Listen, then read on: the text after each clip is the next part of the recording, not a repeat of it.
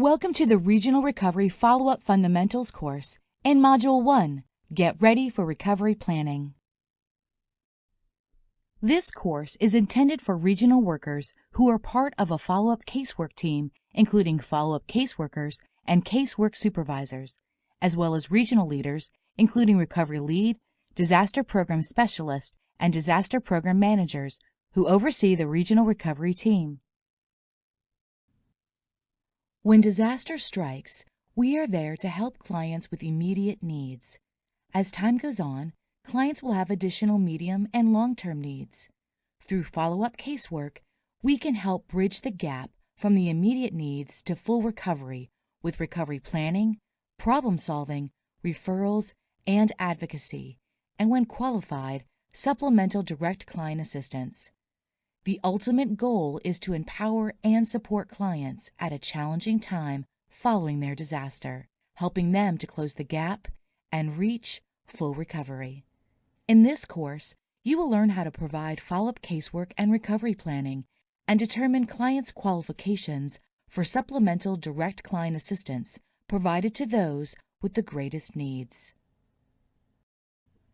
Remember Ms. Jones from Recovery Fundamentals?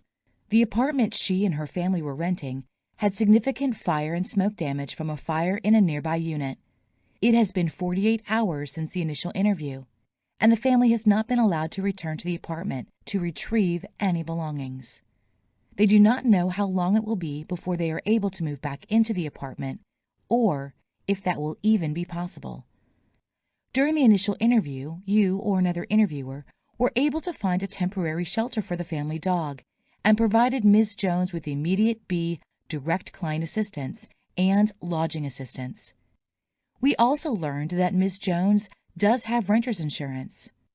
The family needs to find a longer-term living situation that allows their pet, and they will need to replace damaged furniture and other items.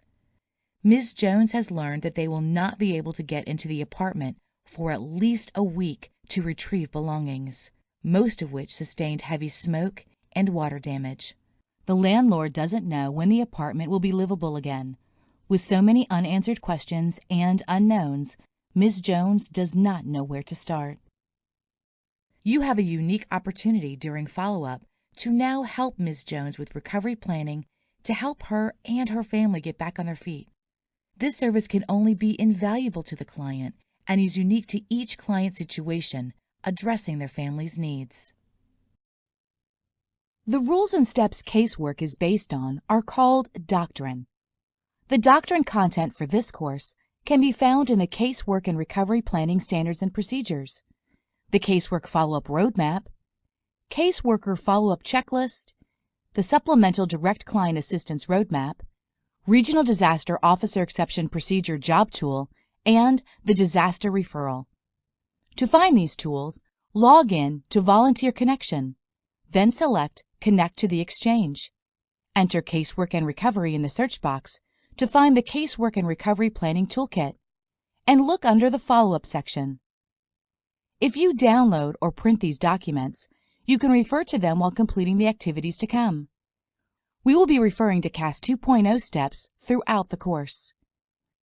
You'll find it helpful to make the Casework and Recovery Planning Toolkit and CAS 2.0 favorites on your computer browser when you start as a follow-up caseworker. In Module 1, Get Ready for Recovery Planning, you will learn the purpose and role of follow-up in the client's recovery timeline and casework and recovery planning services as a whole. In Module 2, Recovery Planning, you will learn how to effectively offer recovery planning and problem-solving support during follow-up. You will also learn when to obtain supervisor approval and request Regional Disaster Officer Exception approval for corrections and direct client assistance recommendations. In Module 3, Problem-Solving, Referrals, and Advocacy, you will learn how to provide referrals to community assistance organizations and know when to advocate on a client's behalf with organizations and how to document referrals in CAS 2.0. You will also learn about when it is appropriate to share personally identifiable information and how to protect client confidentiality, as well as when to contact your supervisor or mentor. In Module 4, Supplemental DCA Qualifications and RDO Exceptions, you will learn how to assess need and qualification for Supplemental Direct Client Assistance and the purpose of an RDO exception approval, when it is needed, and the approval procedures.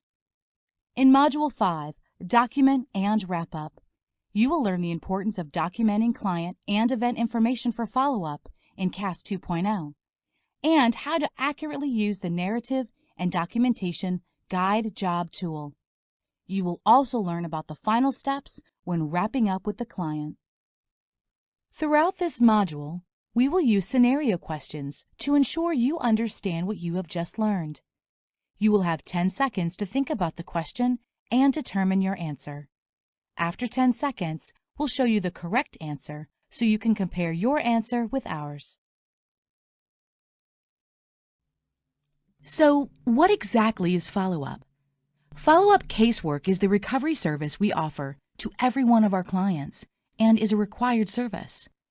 Follow-up provides crucial support and services beyond the initial interview. Follow-up allows us to provide individualized support and match services to the recovery needs of the families. Remember that Ms. Jones did not know where to start.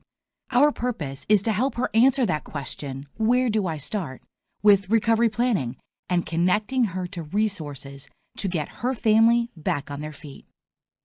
Your role as a follow-up caseworker will be to contact every client you are assigned, have a one-on-one conversation, and provide individualized recovery planning and support.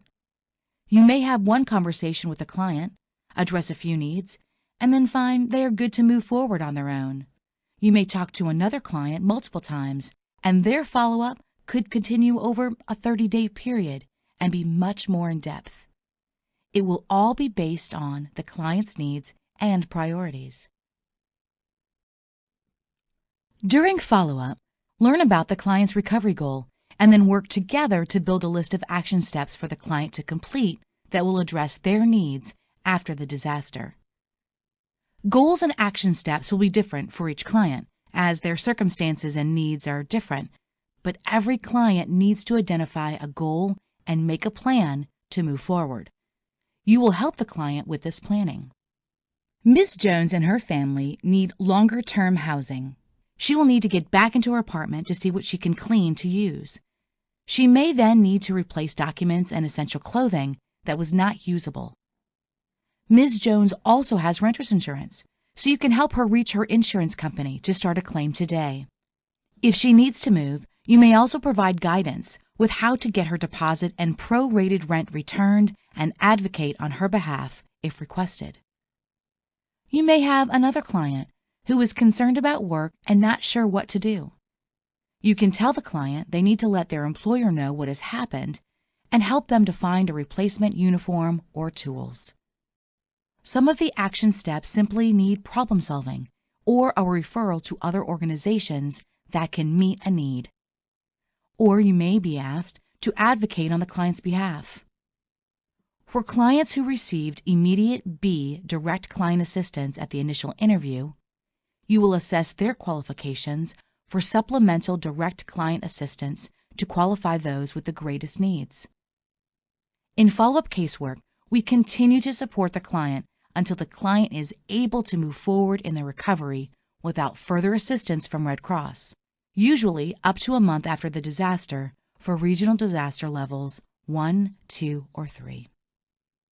Each of your follow-up conversations with your client should revolve around recovery planning and asking what they have accomplished and where needs are not being met. For some clients, this may be only one call, and others may need and ask for more follow-up conversations. At the end of each follow-up contact, you should know if your client is able to recover without further support from the Red Cross, or if they want to talk to us again. When you are working with clients, you should always keep the purpose of the follow-up casework in mind. The immediate direct client assistance a client may receive at the initial interview is only one of the tools in our recovery toolbox. Often, the time we take to listen, advise, problem solve, make referrals, and advocate on behalf of the client is the most valuable service we offer. You are working with your client to help empower them to move forward in their recovery and overcome any recovery gaps. You should be considering: did your client receive appropriate assistance at the initial interview? What information or support does your client need to recover? Is your client able to recover with resources from her personal network, or does she need access to new resources? And what has changed in your client's situation? Let's review the timeline for casework activities to support a client's recovery. In the first 24 hours of an event, the duty officer is notified, and 2 or more responders are assigned to the scene, including at least 1 interviewer. They will verify the livability of the home and offer assistance. The interviewer will open the case and begin the initial interview to gather required details and enter them into CAS 2.0. A client assistance card may be issued with immediate A or B direct client assistance. Typically, this all happens on scene with the client. Also, within the first 24 hours, all of the client information from the initial interview will be entered into CAS 2.0. All timeframes start from the date and time of the initial interview. If the initial interview happens a few days after the disaster event, the case timeline begins from the date and time of the interview, not the event. In the first 72 hours, including weekdays and weekends, the case will go through a fiscal review, at which point errors may be noticed. If a direct client assistance error is found by the fiscal reviewer or the casework supervisor's initial casework review, a supervisor can assign the case to a caseworker for correction. The first follow-up contact is also made within the first 72 hours following the initial interview. Follow-up includes recovery planning, problem solving, providing referrals, advocacy if requested, and assessing client qualifications for supplemental direct client assistance if the client received immediate B direct client assistance at the initial interview. If supplemental direct client assistance is recommended, the supervisor will approve or decline the request during that initial review. From day 4 to 45, regional follow-up continues until no more Red Cross services are needed by the client. When no more regional Red Cross services are needed, the case status is changed to review, at which time the casework supervisor does a final supervisor review and closes the case. If an approval for supplemental DCA or a regional disaster officer exception is underway at 30 days, the follow-up can be extended with case closing by 45 days from the initial interview. The caseworker can enter a note in narrative explaining the reason to extend the case activity to 45 days. For disaster relief operations levels 3 and larger, the follow-up timeline is extended to start up to 7 calendar days from the case creation. It may continue beyond 30 to 45 days for complex cases. For large disaster relief operations, level 4 or larger, your supervisor may brief you about a specific doctrine bulletin with standards for that operation and available services for clients' long-term recovery. In Recovery Fundamentals, you learned about the initial interview and providing immediate direct client assistance and lodging assistance. Each client is offered the same standardized basic services. This began with meeting the primary client, then listening to the client tell their story to gather information. You may have led this interview, or it may have been another interviewer. The interviewer offered problem solving along the immediate direct client assistance and lodging if the client was qualified. Recovery services now continue for the client with follow-up casework. We provide recovery planning with referrals, problem solving, and advocacy for every client and supplemental direct client assistance if qualified for those with the greatest needs. During follow-up, you provide individualized support for your client that is suited to the particular family situation and needs. Some of these items are quick and straightforward, and others can be challenging and take more time. Let's review the follow-up process in more detail. Follow-up begins with getting ready by reading the case details to learn about the client and note missing information and errors that may need to be corrected.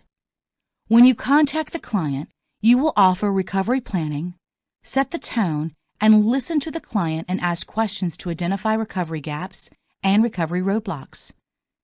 You can then support the client with recovery planning, problem solving, referrals, and advocacy. This follow-up and these services are provided for 100% of cases. For cases where the client was given immediate B DCA, you will assess the client's qualification for Supplemental Direct Client Assistance. During follow-up, while you are speaking with the client, you will be entering client information, completing the client information fields and documenting referrals provided, advocacy and supplemental DCA offered into CAS 2.0. When you end the conversation, you will need to make sure you have documented information carefully in CAS 2.0 and then wrap up with the client. Remember, you need to click Submit every 25 minutes or so to save your updates to the case record. The CAS 2.0 system will time out if you are in a client record and haven't clicked Submit in 30 minutes. During follow-up, you will learn about recovery gaps and recovery roadblocks that are causing a delay or stalling recovery. It is important as you go through the follow-up to understand the difference between the two and how this information is used when providing services. A recovery gap is a single specific need that undermines a client's ability to recover and is essential to the client's recovery plan, but it can be overcome by a service or assistance. An example of this could be needing a new appliance, but not having the funds to make the purchase. The client's home may be in need of repairs, but maybe they can only afford the materials, but not the labor. These are issues that funds, referrals, or other assistance could solve. Recovery gaps include appliances needed, for example, a heater, stove, refrigerator, microwave, or washer. Home repairs needed, such as the supplies or labor to make the repairs. Housing need that could include rent, security deposit, transitional housing, or beds. This is one of the most common challenges our clients face. Moving expenses, which can be the rental trucks, movers, storage, or transportation. Occupational needs including work or school, clothing, uniform, books, or computer. And other is a category for any unusual recovery gaps. This category is for rare types of recovery gaps that might be approved by the Regional Disaster Officer Exception Procedure. A recovery roadblock, on the other hand, is a condition or personal situation that complicates the situation and presents additional ongoing challenges. The client's family could have multiple recovery roadblocks. Roadblocks include current living expenses that are unsustainable. Client needs support reading or speaking English. Impacts are not covered by insurance. There is a child aged 5 or under. There is a serious loss of income, employment. Client has a disability or access and functional need. Government assistance is inadequate. The primary client is over 70 years old. Disaster Health Service has confirmed a health condition. The client will not return to live in the pre-disaster residence, and Disaster Mental Health has confirmed a recovery roadblock. Remember that a roadblock is a condition or personal situation that complicates the situation and presents additional ongoing challenges, whereas a gap is a single specific need in recovery that can be overcome by a service or assistance available to help. The recovery gap is the need the client must overcome to reach the recovery goal. Here is where it becomes important to know the difference. A recovery gap could potentially be overcome by community referrals, problem solving, or advocacy that could connect the client with additional resources. A client who received immediate B DCA and has a recovery gap that cannot be filled by referrals may qualify for Supplemental Direct Client Assistance. This would require one single recovery gap and at least 2 recovery roadblocks.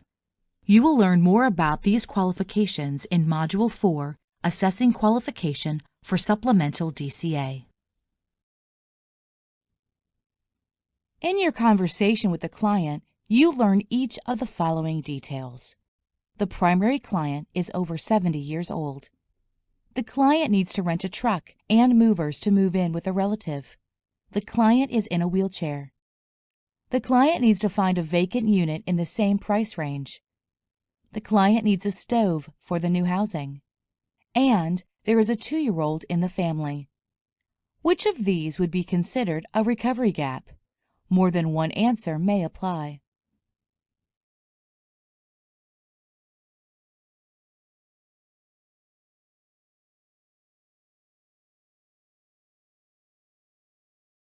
The recovery gaps are: the client needs to rent a truck and movers to move in with a relative. The client needs to find a vacant unit in the same price range. And the client needs a stove for the new housing. All of the other options are recovery roadblocks, not recovery gaps. When you join the follow-up casework team, there are several different ways you may follow up with clients. You may be assigned to certain clients or to certain shifts. You may be working from a Red Cross office, or from your home, or in a service center, possibly with shelter residents.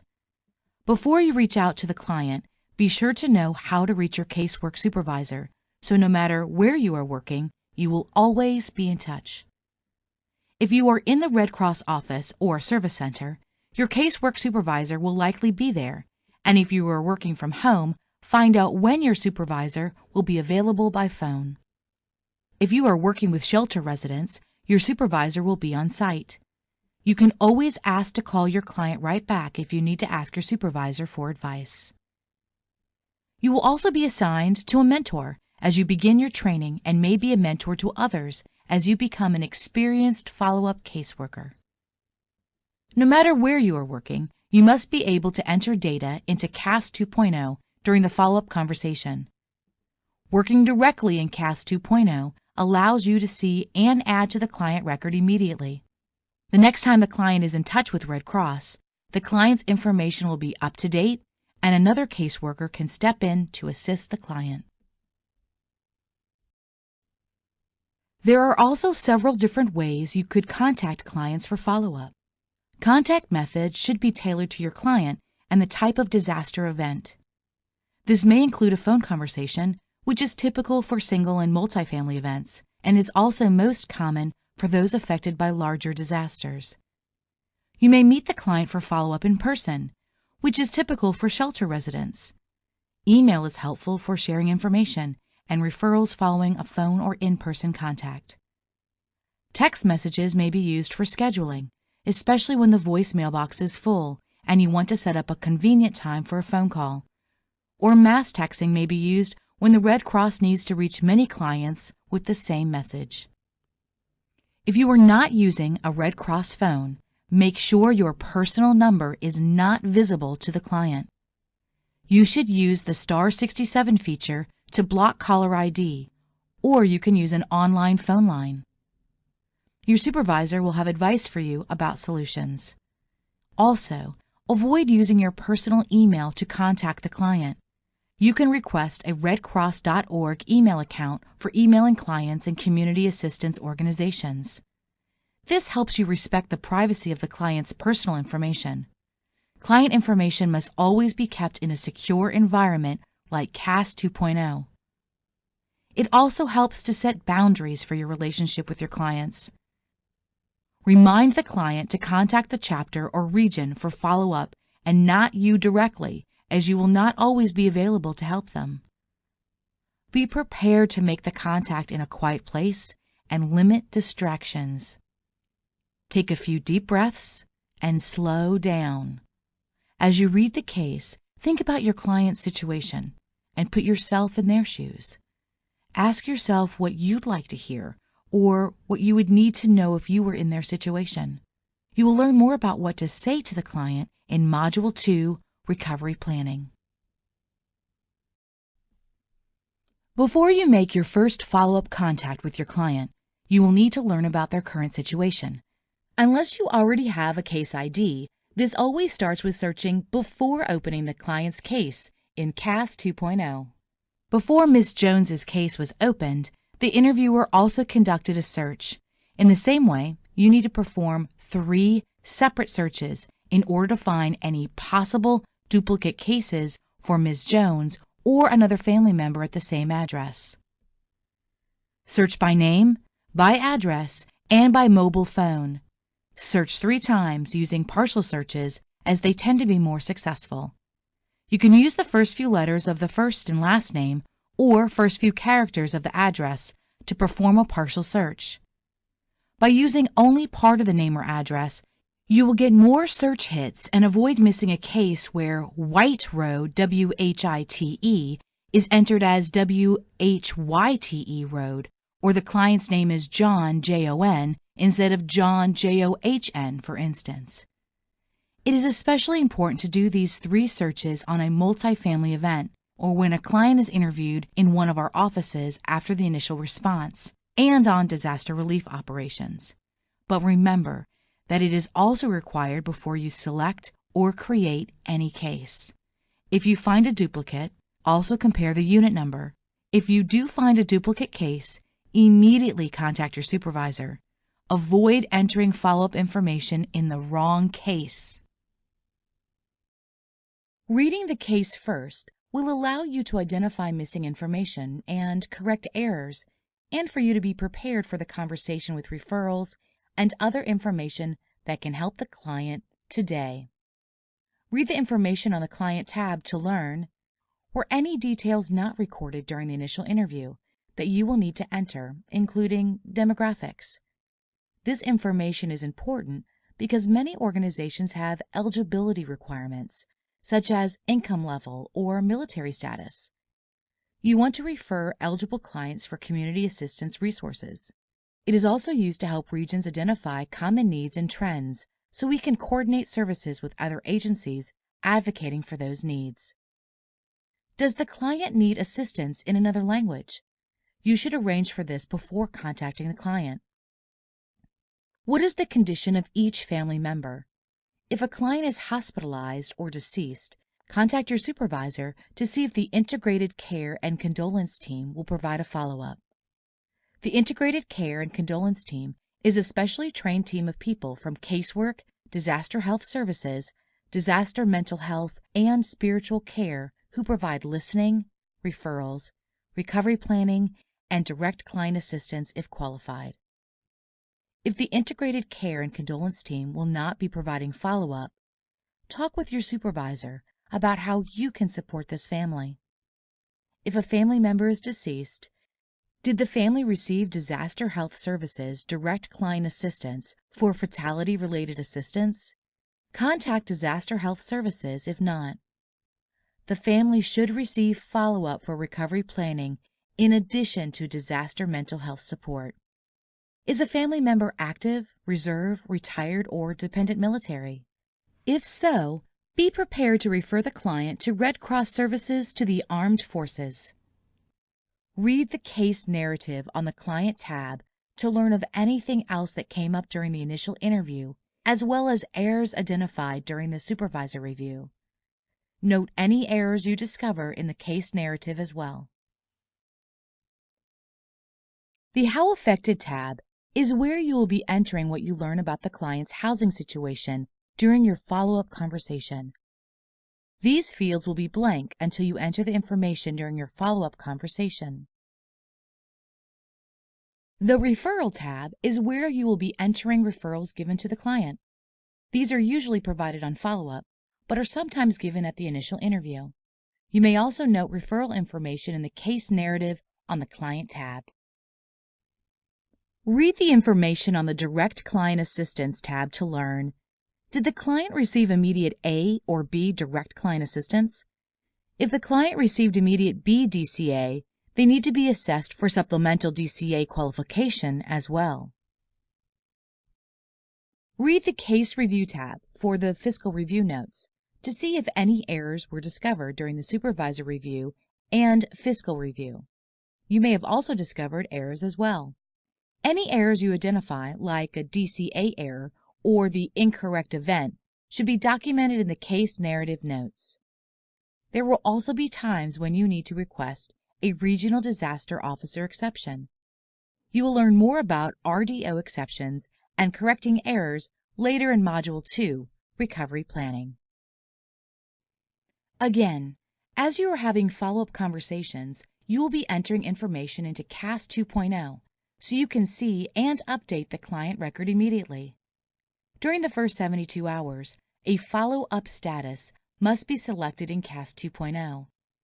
This helps the team know which clients have been contacted and which need the first follow-up contact. This key metric is tracked across all regions and is used to measure client service quality. Select Follow-up Status Successful after first successful follow-up contact with the client. This means you reached the client and had a follow-up conversation. If there is no answer, try all available ways to reach the client. If the voice mailbox is full, leave a text message. Try the alternate phone number and reach out by email. Give the client a chance to reply to Red Cross. If you tried once without success, or the client was not available to talk now, select Follow-up Status Needed and enter a note in the case narrative. If you are still unable to reach the client after at least 2 unsuccessful attempts, select Follow-up Status Attempted and enter a note in the case narrative. When must the first follow-up contact be made? Before 24 hours after the initial interview, within 24 to 48 hours after the initial interview, within 72 hours after the initial interview, or within the first week following the initial interview.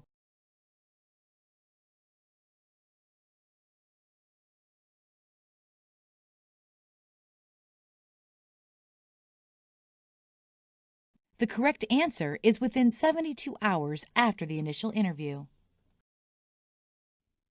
The client met with Red Cross for the initial interview on Thursday morning, May 10th. Can follow-up wait until Monday morning, May 14th? Yes or no?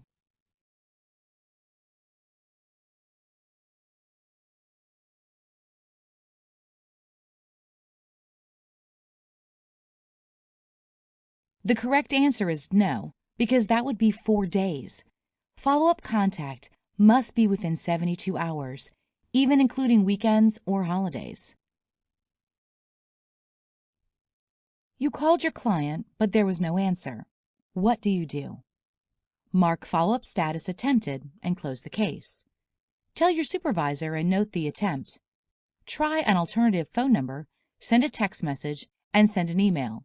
Or submit the case for final review.